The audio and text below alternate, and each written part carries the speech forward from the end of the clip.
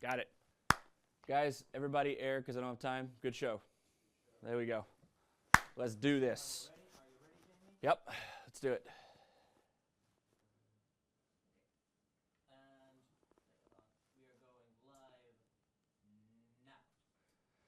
The Finnish honeymoon is over. The Americans have invaded. The usual suspects are vying for a top spot, and Paul McBeth is hoping to keep his Grand Slam dreams alive. Paige Pierce is my co-host tonight, and Brian Henniger is going to stop by to tell us who moved up and who moved out on The Insider Show.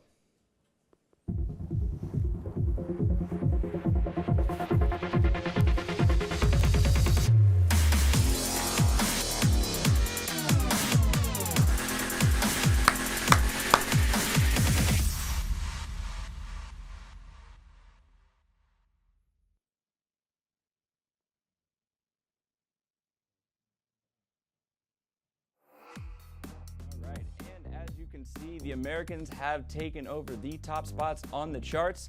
The Finns are still trying to fight for some top 10 spots, and the top 4 cards are going to get on the TV tomorrow. The defending European champion Paige Pierce is our co-host tonight, so let's go ahead and welcome her in.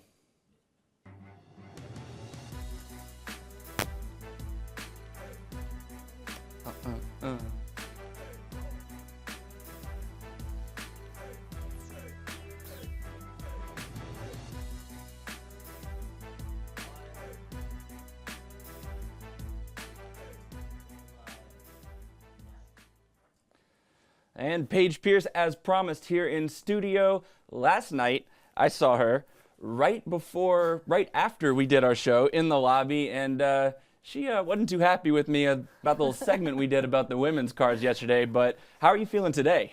I feel not as good today. Yesterday, even with all those putts you showed me missing, I still shot way worse today.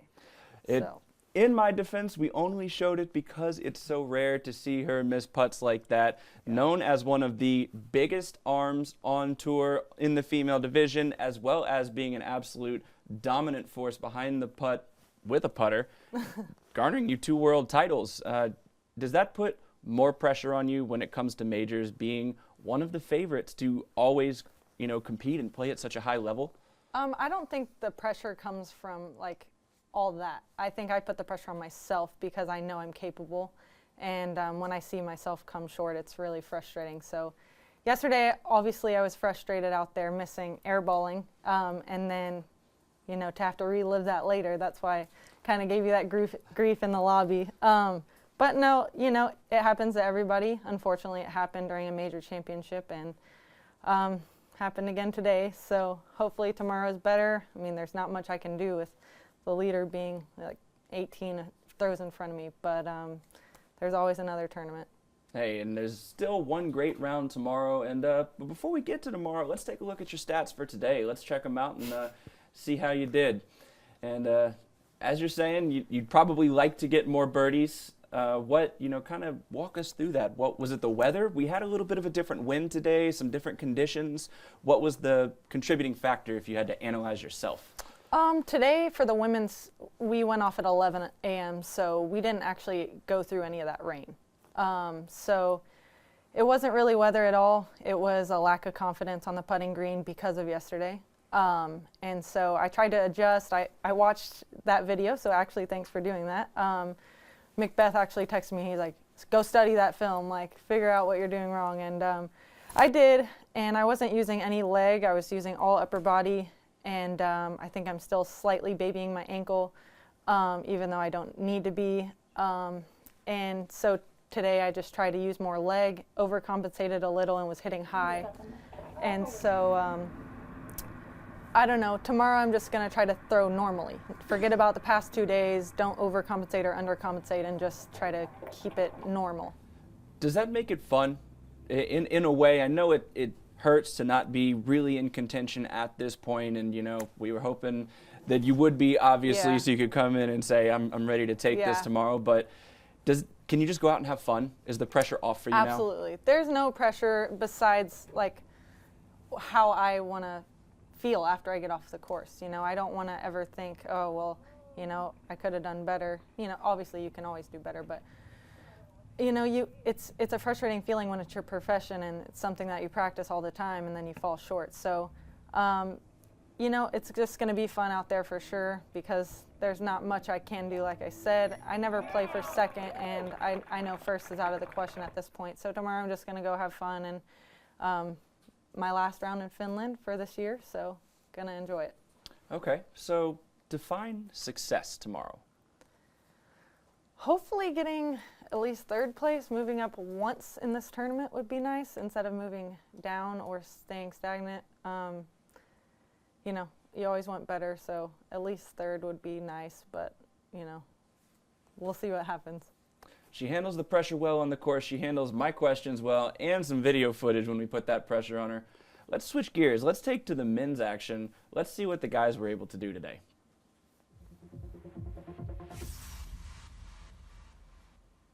And one name that it's absolutely no surprise to see climbing atop the leaderboard is Will Schustrick. He's known as a guy who is very good on courses where accuracy is a premium. Your teammate, Paige, what can you tell me about his game when it comes to courses like this? He's actually really good on courses like this. He's known as like a long thrower. He's also really good with mid-ranges, so the tight woods section, hole 3 through 7. He can still capitalize on those holes if he just his release points on.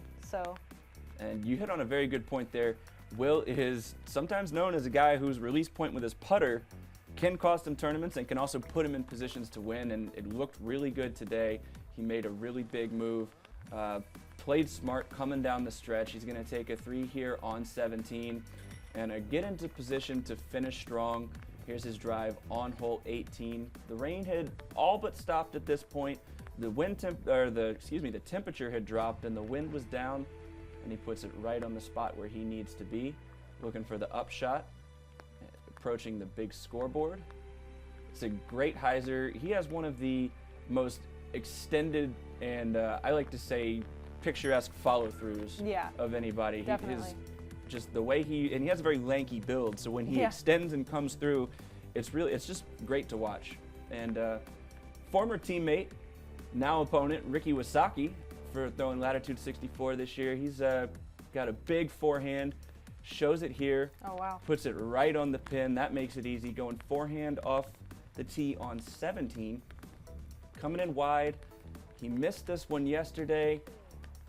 He just gets the tap there, though, so he's going to get the mark. He's going to have a look to save the par, and he just isn't able to do it, and that's a scary moment right there. Roll out, but it stops in time. He's going to take the 4 and move on for another forehand. That could have been a lot worse on 17. Absolutely. So. A very tricky green. A lot of people go out of bounds. It's really hard to find a birdie on that hole. Much more difficult than it looks.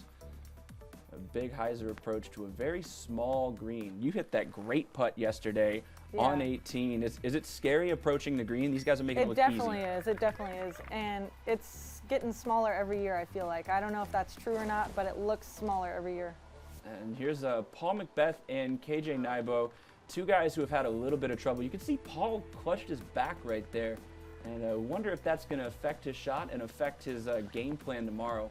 He's definitely in the hotel room right now, like stretching it out and putting icy hot and boiled water bottles on it. Must be a Finnish homemade remedy. I haven't heard of that one, but we'll trust the McBeast. He and KJ didn't get the birdies that they wanted to get today, but Paul had enough of a cushion that he will maintain the lead going into tomorrow. But hey, you know, when you have to put it down on a big dogleg right par 4, that was a great way to do it. And another sidearm approach to the island on 16. And you wonder if the back has something to do with that. Somebody who is very, very accurate with his forehand, and he actually switches to a backhand approach. Pops over, goes in. Have you ever seen that one before? I've never seen that, no. And today we actually had to throw 2 provisionals on that because we weren't sure if the OB was on the outside of the hay bale or the inside. And it is the inside, so if that didn't skip all the way over, that would have been OB again. Paul was in, KJ was out. KJ's having trouble here, and this is a big miss for him.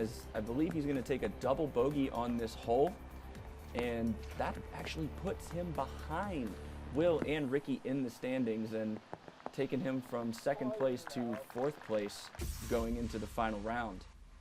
Some ups, some downs, but are you really surprised to see those names on top of the leaderboard? No, not at all. And KJ is the one that maybe some people are surprised by, but I don't think I am at all. KJ's a great player. If he played more tournaments, you would see him up there more too. So they're all four really great players, and like you said, not unfamiliar faces. Complete Games definitely is a moniker of all four of those guys. Back in the States, if you don't know who KJ Nybo is, get learnt. Just like those other three guys, he's a threat to take this tournament home. He took McBeth to the wire last year at European Masters. Well, the men, they're in. How about the women? Let's check out what you guys did today.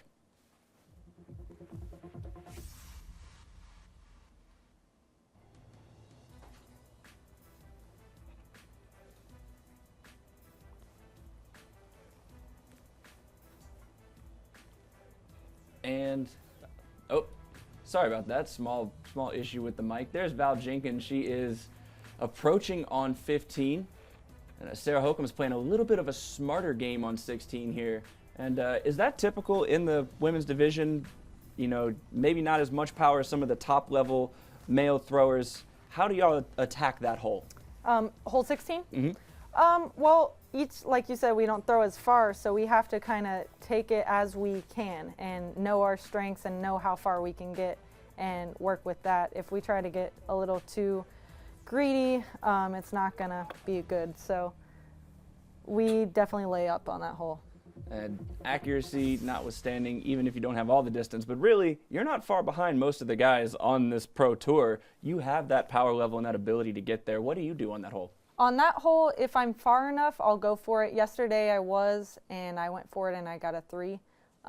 But today I was a little short, and I actually had landed right behind that telephone pole. So I had no option but to lay up. But taking a 4 on that hole in the women's division is not going to lose you any strokes. So I didn't take a 4. But, you know, if I would have taken the 4, you don't lose any strokes with a 4 on that hole. Well, by the way it's played this weekend, taking a 4 on that hole would probably gain you some strokes in the men's open division as well. A very tricky hole, a par 4 island. That's pretty special to see. Paige, hang right here. We're going to be right back with you. More co-hosting by this lady right here. It's time for some stats. We're going to go to the PDGA Analysis Corner with Brian Henniger. See you in 1 second.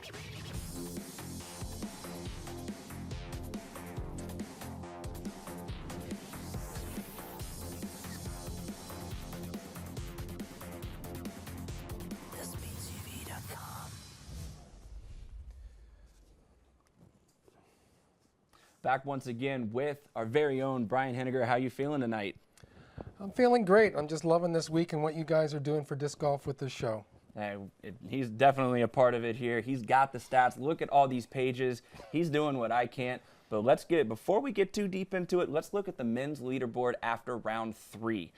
No surprise, Paul McBeth staying at the top, but some really hot rounds by Ricky and Will. It's a lot of red, white, and blue now on that leaderboard. The momentum may be with Ricky now. He was the hottest shooter today. Starting 9 off the pace in 7th, he jumped up to tied 2nd with an 11 birdie and single bogey on 17, 10 down round of 54. In doing so, he shaved 2/3 of the distance off between himself and Paul. So our leader group tomorrow consists of arguably USA's top 3 players and KJ, one of Europe's top 2 players, Simon Lizotte being the other.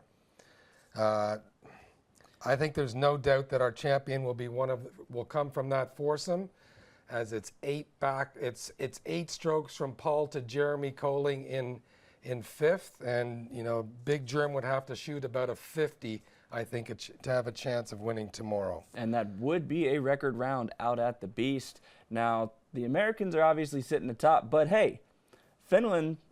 They're still in the top 2 cards here. You're gonna get at least one Finn on TV tomorrow. Yep, and Lassie, both he and Drew played great today. Lassie apparently is only 18 years old. So look out for this kid in the future. And Drew, I believe, is 19. Big arm, and he has actually one of the smoothest forms I've ever seen out of Northern California. Big shout out to Drew for a great round. We saw the lefty slip. Devin Owens is going to slip back to the 3rd card. He started out really hot and just kind of cooled off towards the back end of his round. I was quite a round for Devin. I watched. He 3-putted on hole 1, which was his wake-up call, knocked off 6 birdies in a row, and then he slowed down. And he didn't do a whole lot at the back, and he finished with drop strokes on both the last 2 holes. So I don't think he was probably too happy when he turned his card into the clubhouse. Well, rounding out his card mates are going to be Seppo Paiu, Paul Uleberry, and Nate Sexton. We might hear some more of these names somewhere in this show later on, so you guys stay tuned. Well, it's moving day. Let's talk about some movers. Who's moving up? Who's moving out? Do we have the screen? There we go. There we go. Well, we did the research, and here's what we came up with. You know, he didn't move up the most places, but the biggest move was made by Ricky Wysocki, as we just discussed. Say that 5 times fast. Drew Gibson and Lassi Hakulinen shot 56, not 59 as it flashed, but that's not a big deal. They shot 8 down 56s. Lassi had 11 birds on his card, I believe, and they vaulted from 14th to 7th. Pasi Koivu, one of Finland's best players, didn't play well the first day. 56 today, vaulted him 30 places up to 31st. Right behind him with the star next to his name, Ilari Tuoma. Paul McBeth called an ace on hole 2 the other day. He was right and he was wrong. The ace happened, but it wasn't Paul. It was Mr. Ilari Tuomo, and he used it to kickstart his round of 57 that vaulted him up to 31st place. And then there's Mr. Roller Coaster himself. Wow. Mika's 3-round scorecard reads 56, 77, 58. So you're telling me he played the same course 19 strokes better today than yesterday? Than he did yesterday. Wow. Talk about a comeback from adversity. Well, once again, you called him out. You called him out the first day. He had the roller coaster down. You called him out again last night. He had the roller coaster back up. What are you saying to these guys? Are you talking to him before the round here? Well, he's a home course boy. He played with, arguably the world's 3 best players yesterday, and probably didn't get off to a good start, and then got intimidated by seeing all the great golf, focusing on all the great golf around of him and forgetting how to play his game. But he brought it back with a vengeance today. Hats off to that return to form from Mikko Form. And we had one more name there. Jeppe Sorensen, who's one of Denmark's best players. He was the guy who was well out of making the cut, shot 61 today, made the cut by 2 shots. It's never over.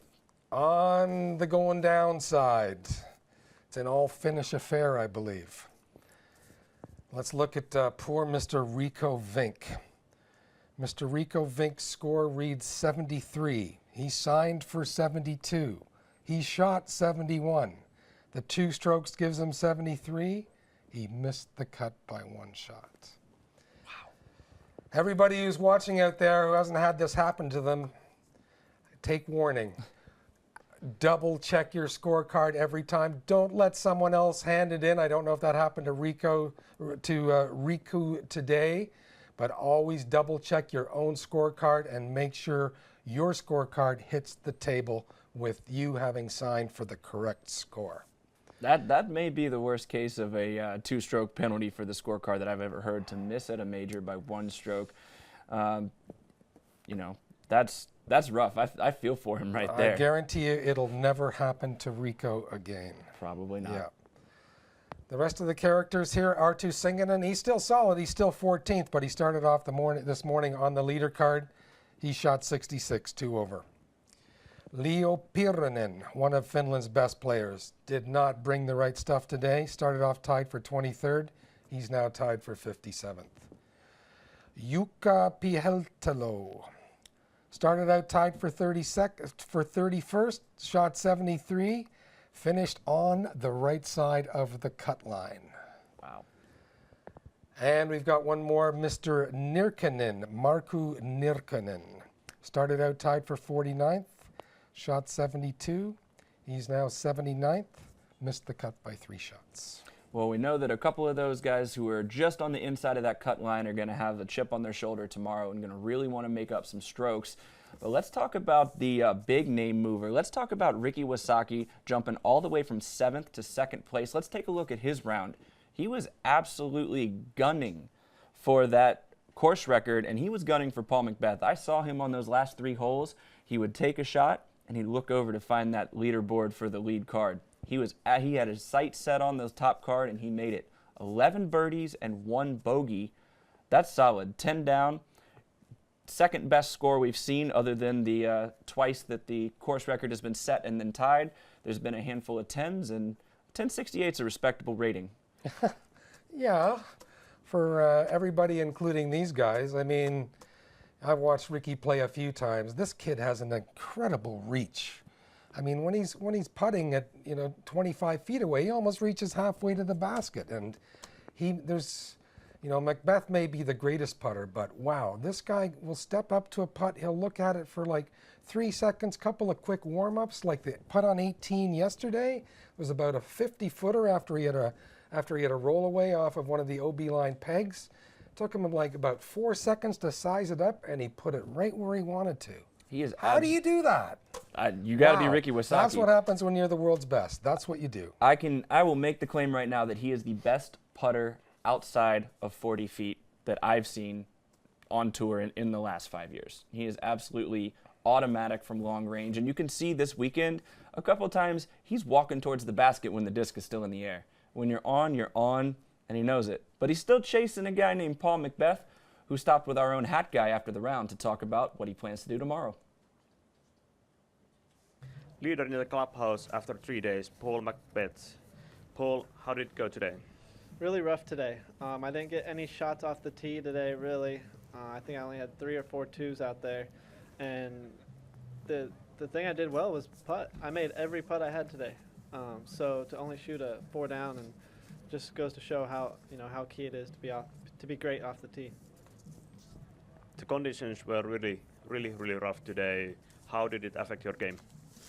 I don't know if it was really the conditions at all. I couldn't get off the tee.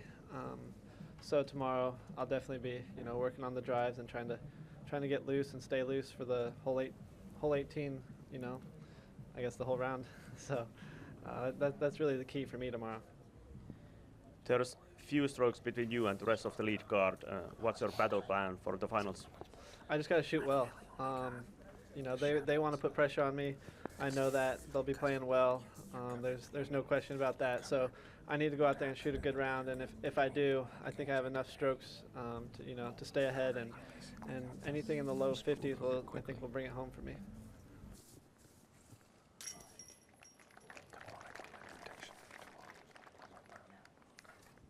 And just as yesterday, Paul's on the lead card and KJ's on the lead card. So let's take a look at their head-to-head stats and the tail of their rounds.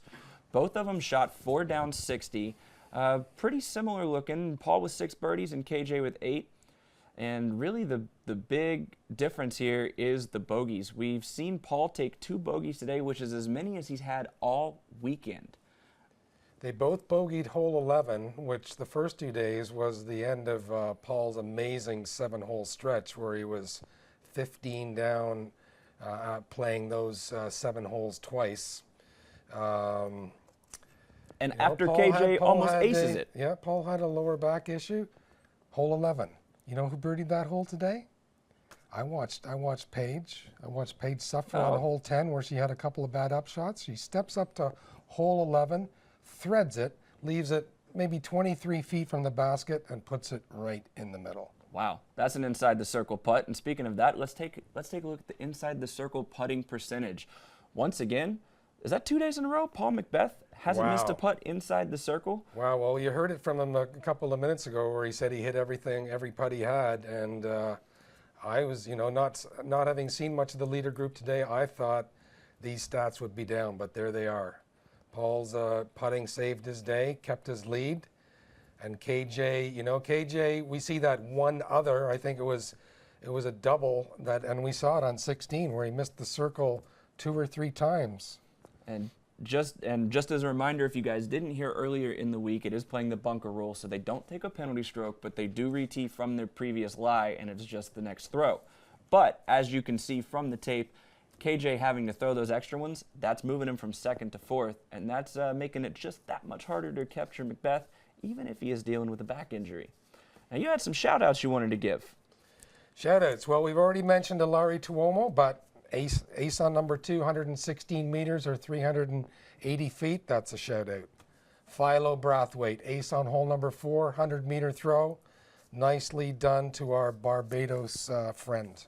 And, you know, he told me, I caught up with him later in the round, and he said there were no cameras around, so he made the da-da-da by himself after the disc went in. We got to mention Mikko Firagain for being Mr. Roller Coaster. And today we're going to mention Finland's other 15-year-old sensation, Evelina Salonen.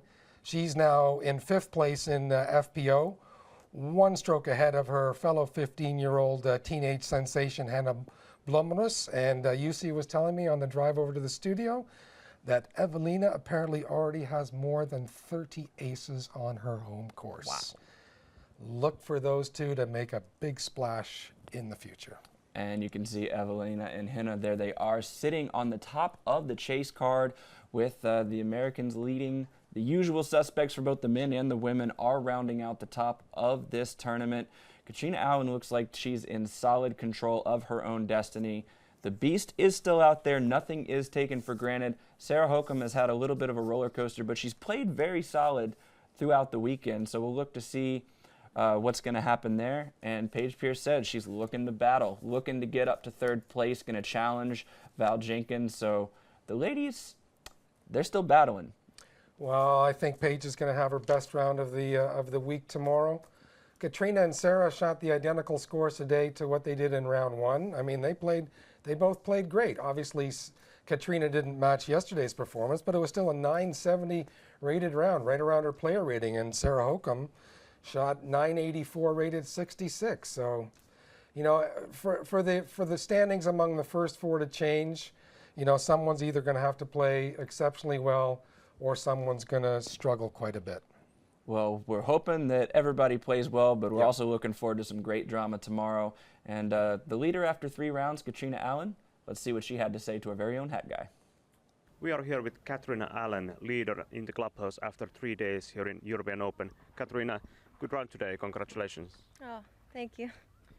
Can you walk us through what happened today on the course? Started with a birdie, followed up with a bogey. Just kind of up and down today, not as consistent as I normally am. I just found myself in weird spots and missed a few putts. So I wasn't putting like yesterday, and thought I threw a great drive on 18 and was probably this far from being in bounds. So that kind of really put a damper on things. 9-stroke lead sounds a little better, possibly 10 if I get the birdie again. But I think if I just continue to play smart tomorrow, that's the game plan. You still have a solid lead over the rest of the field. Do you feel safe going into the finals? I don't think I should ever feel safe because anything can happen. But I think if I stick to my game plan and make sure to just not take any big numbers. On the last hole, kind of for example, I was thinking what's going to be the best score I can take, and if I throw the short, what's the worst I can take. So I kind of make sure just to analyze my shots and, like I said, don't put myself in position where I'm going to take a big number. And that was Katrina Allen, hoping to hold on and claim her very own European Open victory. Do you have any predictions for tomorrow? Well, although as the PDGA International Director, I'd love to see KJ in Europe win. My bet is that it'll come down to Paul and Ricky, the current world number 1 and number 2 players. Paul has a habit of shooting out of this world rounds in big event finals, but we'll have to see how his back holds up. And for right now, the momentum appears to be with Ricky after his stellar performance today. All right, he's Brian Henniger, and he's here in the PDGA Analysis Corner. I'm looking forward to tomorrow where we get to wrap the whole thing up, and thanks as always for being here. What a show it's been all this week, and what a show it's going to be tomorrow, including the live coverage on National Finnish TV. Absolutely. More details on that later. But for now, let's take a sneak preview at a hole that's going to be seen a little bit later in our top 5. It's the hole of the day presented by Disc Golf Park.